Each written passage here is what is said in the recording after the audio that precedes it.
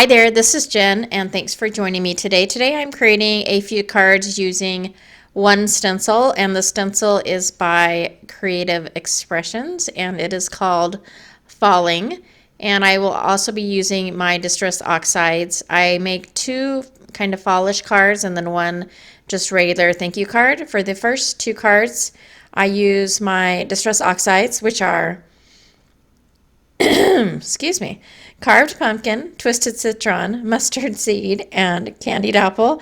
I'm losing my voice. I'm just going to take my ink blending tool and spread those colors out, starting from the corner and lightening up as I get further into the wider portion of the stencil.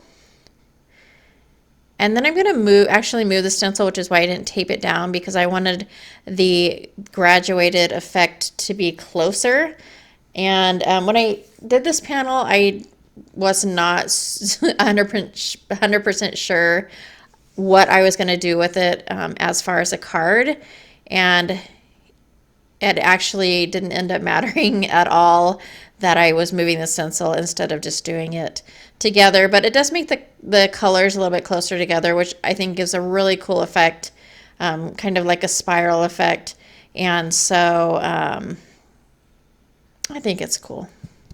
I love stencils. I think stencils and embossing folders are some items that are fairly inexpensive, and you can do so many things with them. And so I love making videos with those items.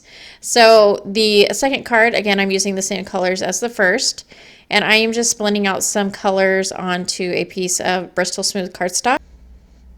And Bristol is the paper that I use without question for just about every single card that I make. It's usually Bristol or watercolor paper.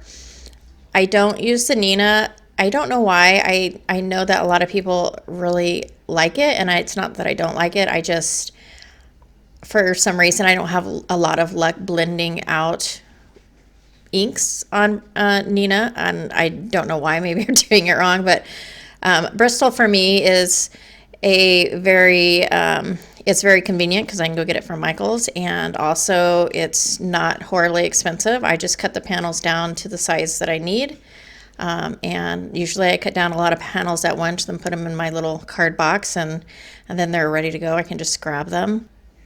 And so I went ahead and grabbed the same stencil that I will be using on all three cards, and I turned the tape upside down on the underside of the card, and then set the stencil on, and then put tape again so that the two pieces of tape kind of stick together and it holds it really well. I am taking some Creative Expressions Glitter Kiss in the colors Frosty Sparkle and also Sahara Gold, and just kind of blending those out through the stencil. These containers have a little sponge dauber that comes in the lid of the container, which is super convenient because you don't have to have a separate storage space for like the dauber portion and then the product. But it was a lot easier through the stencil to spread on with my craft knife, so that's what I used. So for this third card panel, I spritzed it with water, and then I'm using a Creative Expressions shimmer shaker, and this is Delicate Blossom. And so I'm just getting the color spread around, and then also using the color that drips off onto my mat to kind of drip back on the card as well. Then I go ahead and take my heat tool and dry that up. And like the name says, it's a shimmer shaker. It leaves a shimmer. And then the two Nuvo paste that I'm going to be using, glitter paste, are going to be Moonstone and Raspberry. And I'm going to do basically the same thing that I did with the other card, where I used the paste and just blend those two colors together onto the card panel.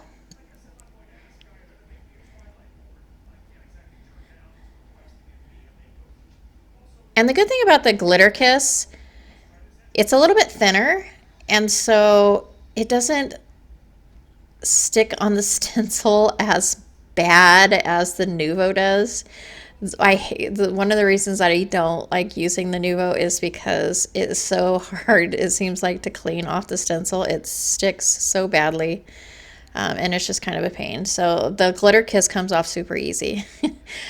So this first card, the assembly, is just a brown pre-made card base, and then I took a piece of pattern paper, and then I'm taking the Spellbinders small die of the month, I believe, from last October. I looked on their website when I did this video, and they do not have this one actually available. And I just layered that die, and it says give thanks on it. And then I'm going to take the panel that I colored, and I'm using my fine line glue to go ahead and get in those small areas behind the die. And originally I had this little orange piece of string, but it was way too floppy. And then I changed and I made a bow out of jute. I was just showing my fancy scissors. I don't know if anybody has these anymore, but they're so convenient sometimes rather than getting an edge die out and doing the edge. It's just so easy to just take those scissors and cut the, whatever you want to cut with them. So that will complete that card. I also added a few Nuvo drops. For this next card, I went ahead and took the panel and this leaf die from my stash, and I just cut out 3 leaves. And I've already stamped up the sentiment, and this is an Alton New stamp set, and it is called, let's see, it's called With Gratitude, and I just used the sentiment that says be thankful. And I did that in the summertime color of VersaFine Clair. And I'm just going to go ahead and take my tape runner and adhere the leaves to the panel. And then next I'm going to take some of my cheap foam tape, which I believe I purchased this from Amazon. It's super sticky, it's very hard to cut, and it's hard to work with. So I save this when I'm just doing on the back of card panels. And then I use the 3M tape on the back of when I do a shaker card because it's really easy to manipulate. And for example, putting it around like a circle shaker card, or even like on the back of wording or something, it is very flexible once you remove the backing tape. And so that is what I usually use for that. I save that because it's a little more expensive as well.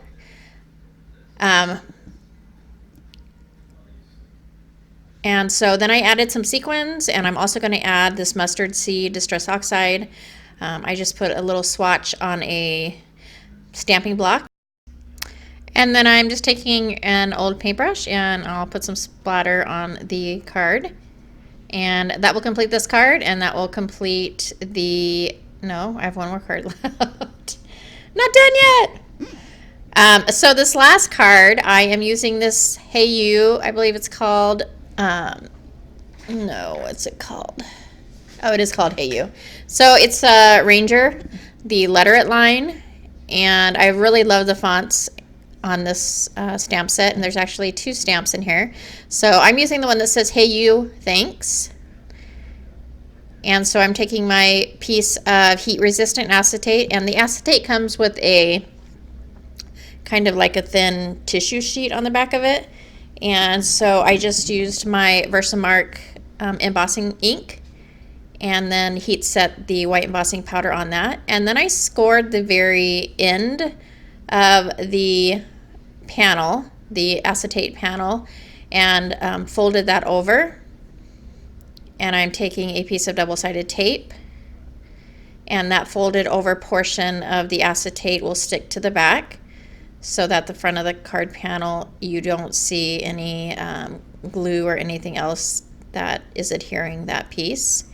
And then I also take my fine line glue and just add some little dots to some of the embossed lettering to make that adhere to the card a little bit better.